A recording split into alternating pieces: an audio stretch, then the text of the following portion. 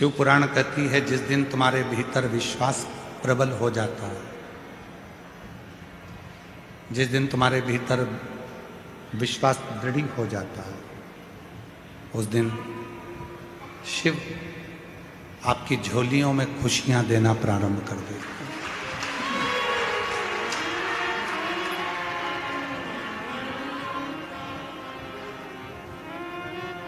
हमारे यहाँ एक शिवरात्रि को, एक नवरात्रि को,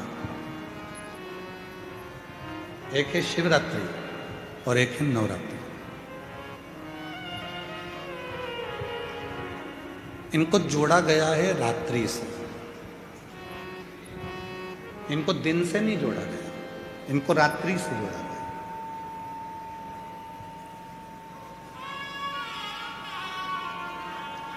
क्यों जोड़ा गया?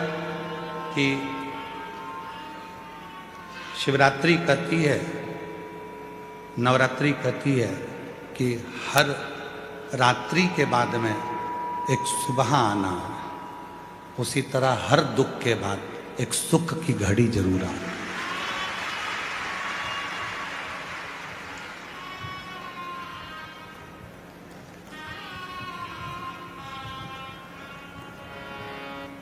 ऐसा कोई संसार में नहीं जन्मा जिसको परमात्मा ने सुख नहीं दिया।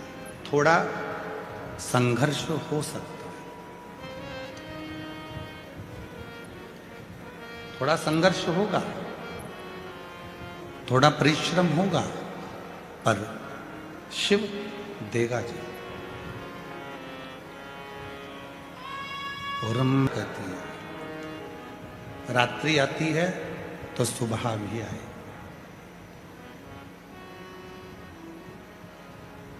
शिवरात्रि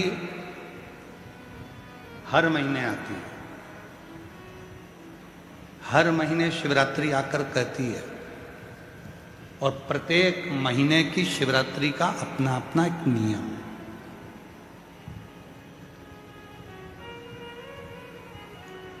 प्रत्येक महीने की शिवरात्रि का अपना नियम। ऐसी कोई शिवरात्रि नहीं है जिसका कोई नियम नहीं।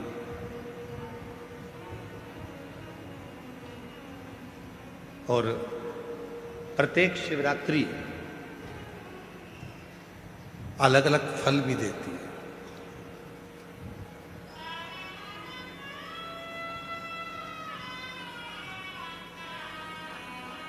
कुछ ना कुछ फल प्रत्येक शिवरात्रि देती है। चलने दे बाबा, गर्मी बहुत है। हाँ रहने दे बस इसको।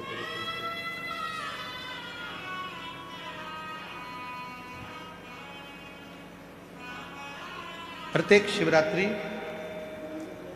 फल प्रदान करती है और प्रत्येक फल अलग अलग। प्रत्येक फल जैसे महाशिवरात्रि, श्रावण के महीने की शिवरात्रि, कार्तिक महीने की शिवरात्रि, बैसाख महीने की शिवरात्रि। एक शिवरात्रि श्रावण महीने की जिस पे आप और हम पूरा विश्व पार्थिव शिवलिंग का पूजन करता है। करते हो ना आप लोग? ऑनलाइन जम के तो बोलो, सब करते हैं ऑनलाइन पूजन। पार्थिव शिवरात्रि, उस श्रावण की शिवरात्रि पर पार्थिव पूजन आप और हम सब मिलकर करते हैं। पार्थिव वो श्रावण की शिवरात्रि, यदि कभी मौका मिले तो लिंग पुराण को और शिव महापुराण का अध्ययन करिएगा, पढ़िएगा।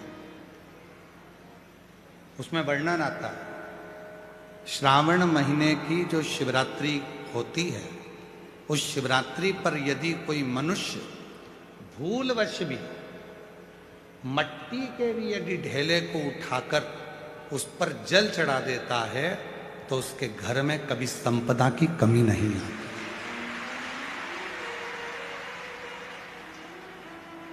इतना श्रावण की शिवरात्रि का महत्व है।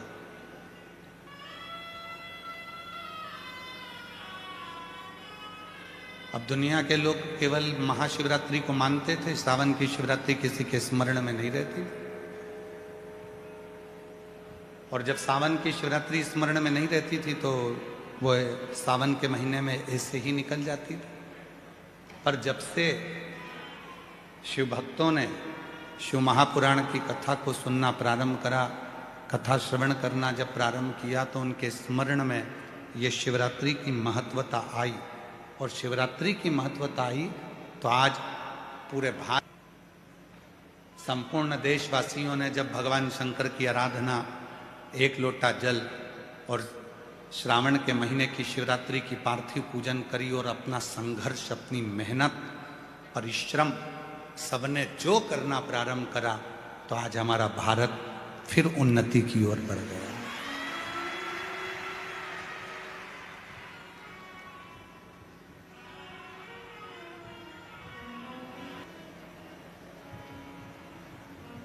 हमारे जीवन के ना जाने कितने कितने पाप कर्म हैं, उनको समाप्त कर देता। जैसे दो रिश्ते हैं, अंदर का परिश्रम, दो रिश्ते हैं।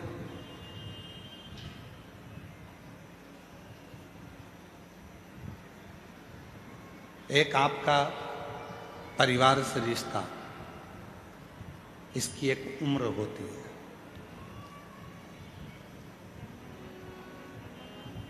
परिवार का जो रिश्ता है, इसकी एक उम्र है। जन्म लिया, रिश्ते बन गए। माँ, बाप, बहन, भाई, बुआ, फूफा, मामा, मामी, मौसा, मौसी, काका, काकी, ताऊ, ताई, नाना, नानी, ये सारे रिश्ते बन गए। ये सब रिश्ते, इनकी उम्र है। ये रिश्ते कब तक रहेंगे? जब तक आप जिंदा हैं, फिर ये रिश्ते समाप्त।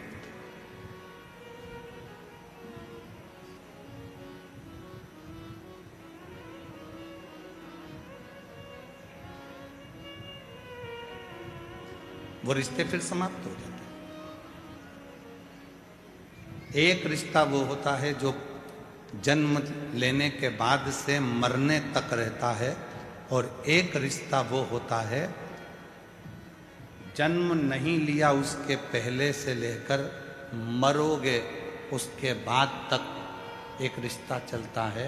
उसकी उम्र नहीं होती, वो रिश्ता है शिव से रिश्ता, क्योंकि शंकर की कोई उम्र नहीं होती। संसार के लोगों की उम्र है, तो एक उम्र तक का रिश्ता होता है। शिव जी की कोई उम्र नहीं है। आप कहोगे कि भोलेनाथ जी की उम्र का अंदाजा कैसे लगा सकते हैं, तो आप खुद जरा विचार करिए। सती माता, माता प्रसूति के गर्भ से जन्म लेती हैं और गोदी में माता सती है। 33 कोटि देवताओं को बुलाया गया, उसमें भगवान देवाधिदेव महादेव आकर खड़े हुए। सती मैया शिव जी को देख रही हैं, शिव सती को देख रहे। सती शिव को, शिव सती को देख। रिश्ता। अब सती मां गोदी में है और भोलेनाथ जी का विग्रह, भोलेनाथ जी का स्वरूप कितना विशाल। किसने जाना?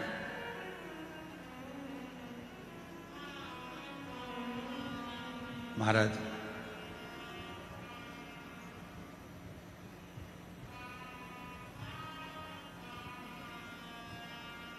जब भगवान देवाधिदेव महादेव का विवाह सती जी के साथ में हो रहा था, तो सती जी से प्रसूति माता ने कहा था, जरा एक बार शिव जी से उम्र तो पूछ ले सती, जिससे तू विवाह करने जा रही है। एक बार उम्र तो पूछ कि शंकर जी की उम्र कितनी है। सती मैया ने शिव जी के सामने हाथ जोड़कर कहा कि आपकी उम्र कितनी है। शिव जी कहते हैं, सती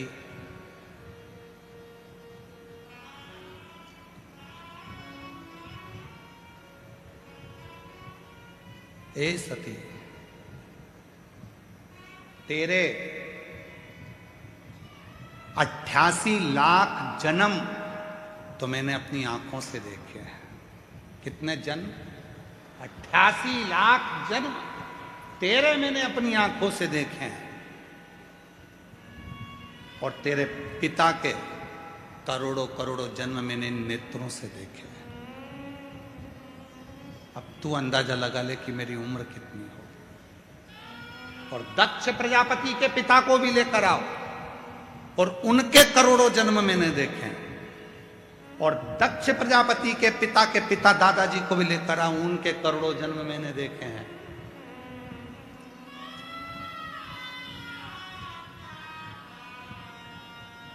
तो सती ने कहा, आपकी कोई उम्र नहीं है कि अब 50 साल, 60 साल, 100 साल, 80 साल, 90 साल, 1000, 5000, जैसे कहा जाता है राम जी महाराज की इतनी उम्र थी, भगवान कृष्ण की इतनी उम्र थी, इतनी उम्र के ये थे। तो क्या आपकी कोई उम्र नहीं? आपकी कोई उम्र नहीं? सती, यदि मेरी उम्र होती तो मैं केवल संसार के लोगों से संसार के बीच में रहकर ही रिश्ते रखता। मेरी उम्र का ठिकाना नहीं है, क्योंकि मैं अमर हूं। इसलिए जो जन्म लेता है, जो मेरा होता है, जो जन्म नहीं लिया, मां के गर्भ में भी आया, तब भी मैं उसका साथ देता हूं। बाहर निकलता है तो भी साथ देता हूं, मरता है तो भी साथ देता हूं, मरने के बाद भी साथ।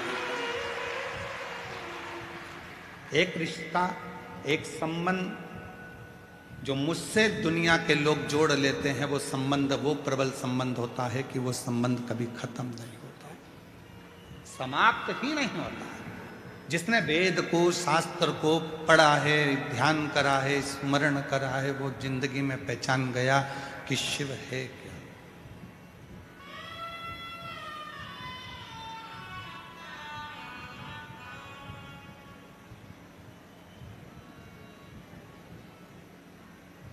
महाराज जी, लोग पूछते हैं, आप रुद्राक्ष का उपाय बताते हो, दुर्वा का उपाय बताते हो, बेलपत्र का उपाय बताते हो, गेहूं के दाने का उपाय बताते हो, चावल के दाने का उपाय बताते हो, मूंग के दाने का उपाय बताते हो, काली तिल का उपाय बताते हो, काली मिर्च का उपाय बताते हो।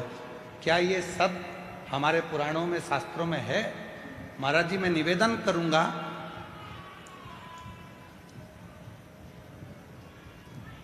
फ्रांस के राजा नेपोलियन ने अपनी वाणी में एक शब्द कहा। नेपोलियन ने कहा कि धरती पर मनुष्य जन्म लेने के बाद तुम्हें जो चाहिए वो तुम्हें मिल सकता है। कैसे? बस तुम्हें जो धरती पर चाहिए वो कहीं ना कहीं, किसी ना किसी पुस्तक में हमारे पुरखों ने लिख दिया है। उस लिखे को तुम अनुभव करना चालू कर दो और तुम्हें दुनिया का सारा सुख प्राप्त हो जाए।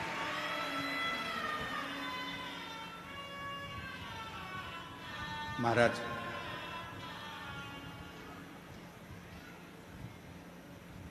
पढ़ना पड़ेगा।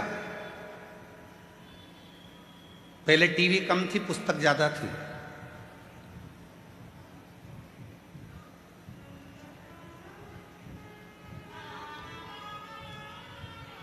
पहले टाकीज कम थे, लाइब्रेरी ज्यादा थी। पहले लैपटॉप कम थे, पुस्तकें ज्यादा थी। पढ़ना पड़ेगा। पढ़ो, अध्ययन करो, एक एक पुराण का अध्ययन करो, पढ़ो। और जिस दिन तुमने पढ़ना चालू कर दिया, हम फिर कहेंगे गीता प्रेस गोरखपुर की सारी पुराणे अपने घर में ले आओ, रोज प्रतिदिन एक एक पुराण का अध्ययन करा करो कि सियोर वाला बाबा दुर्वा चढ़ाने का बोला है तो कहाँ से बोला है, उसको पढ़ो, मिलेगा तुम्हें। अध्ययन करो, कौन सी पुराण से बोल रहे हैं मालूम पड़ेगा। अध्ययन करो। सब कुछ लिखा है। हमारे वेद व्यास जी ने पुराणों में ऐसी कोई चीज नहीं है जो पुराणों में या शास्त्रों में वर्णन नहीं कर। 18 पुराण, 6 शास्त्र हमें जो दिए गए हैं, 4 वेद जो हमको दिए गए हैं, अच्छे अच्छे विद्वानों ने अपनी अपनी पुस्तकों में बहुत कुछ हमको दिया है। हम उनको छोड़कर, उसके बाद भी हम अपना सनातन धर्म छोड़कर दूसरे धर्म की पुस्तकों की बड़ाई करें तो चुल्लू भर पानी में डूब मरो।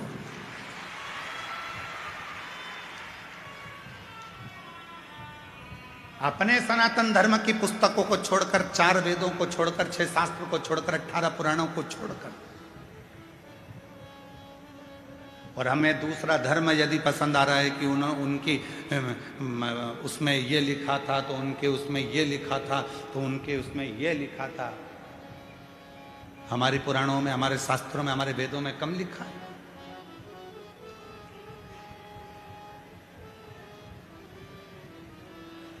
जैसे मंदिरों को मिटाने का काम विधर्मियों ने करा, तीर्थों को नष्ट करने का काम विधर्मियों ने करा, वैसे ही हमारे वेद और शास्त्रों में भी अटकलियां, हमारे वेद और शास्त्रों को भी मिटाने का काम विरोधियों ने करा, विधर्मियों ने करा।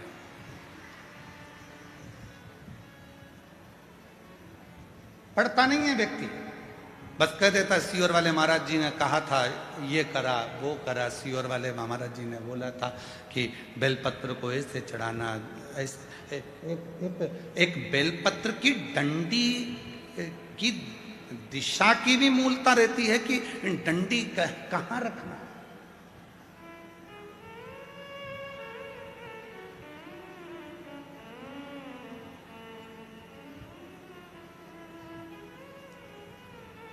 एक बार हमने हमारे सुपुत्र चिरंजीवी पंडित राघव मिश्रा जी से कहा कि हमने शिव पुराण में पढ़ा है कि बेलपत्री की डंडी का मुख संतान के लिए चाहिए तो उसको इस तरह से रखा जाता है, और बीज की पत्ती का मुख ऐसा रखा जाता है। जरा इसका असर होता है क्या? कोई ऐसा शास्त्र है क्या? कोई ऐसा साइंस है क्या? उड़ती है तो उसके पंख किस दिशा में जा रहे हैं उसका भी असर संसार के लोगों पर पड़ता है, तो एक बेलपत्री की डंडी का भी असर पड़ता है। ये गूगल कह रहा है, ये रिसर्च सेंटर कह रहा है, ये साइंस कह रहा है। प्रदीप मिश्रा तो बाद में बोला है। ये सब चीजें लोग उसको अनुभव कर रहे हैं कि बेलपत्र की डंडी प्रदीप मिश्रा जी ने यहाँ चढ़वा दी, दुर्वा यहाँ चढ़वा दी, जल यहाँ चढ़वा दिया, स्थान पर गेहूं चढ़वा दिया, चावल का स्थान ये बता दिया, तो इसका असर क्या होता है? आपने जिसको पढ़ा है, क्या कहते हैं उसको? बटर। हमने कहा हम इसको बोलते आ रहे हैं, लगभग हमको बोलते बोलते बोलते बोलते इन सब चीजों को सालों हो गए। तो जरा अब इस पर साइंस कितना काम कर रहा है वो देखो, साइंस काम कितना कर रहा है वो देखो। तो राघव जी ने उसको सर्च मारा, निकाला, फिर उन सब सर्चों को देखा गया कि कितना कितना कौन कौन से देश पर केवल जरा से पंख का असर कितना होता है। फूल की दिशा, आज दुनिया के लोगों को तो भगवान को फूल चढ़ाना भी नहीं आता।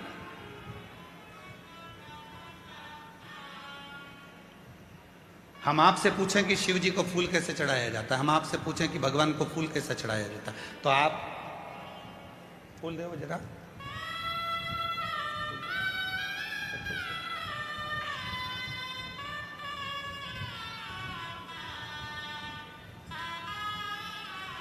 आप और हम फूल कैसे चढ़ाते हैं? शंकर जी पे या देवता पे फूल ऐसे चढ़ाएंगे कि फूल का जो मुख है वो अपनी ओर रखेंगे, अपनी ओर। और डंडी का मुख कहाँ रखा? भगवान की ओर, क्योंकि भगवान जब बैठे रहते भगवान के सामने आप इस तरह से उसको श्रृंगार के भाव से जमा देते हो, भगवान के सामने ऐसे चढ़ा देते हो। अब भगवान है यहाँ, फूल चढ़ा रहे हो, मुख उधर और भगवान बैठे इधर।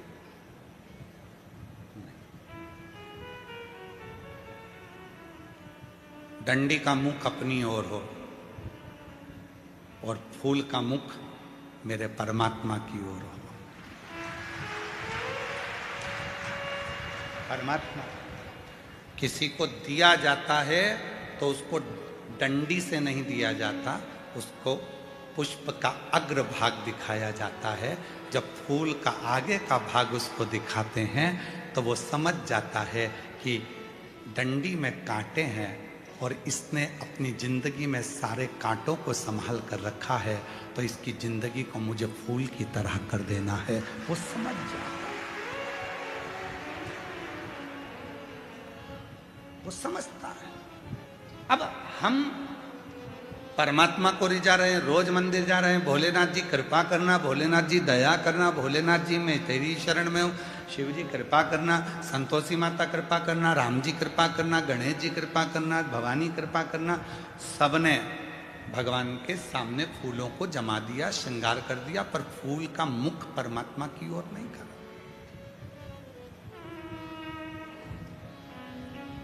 हम क्या सोचते हैं कि फूल जो भी मंदिर देखे उसको अच्छा लगना चाहिए। उसको ये नहीं देखा कि भगवान को अच्छा लगा कि नहीं लगा, अपने को अच्छा लगना चाहिए। और फल हमें मिला नहीं, पूरी जिंदगी हो गई। 3 चावल के दाने का महत्व हमने पहले कहा था। एक रात्रि को 9:15 पर करने वाला उपाय हमने पहले कहा था। आज दुनिया के लोग वो रात्रि के 9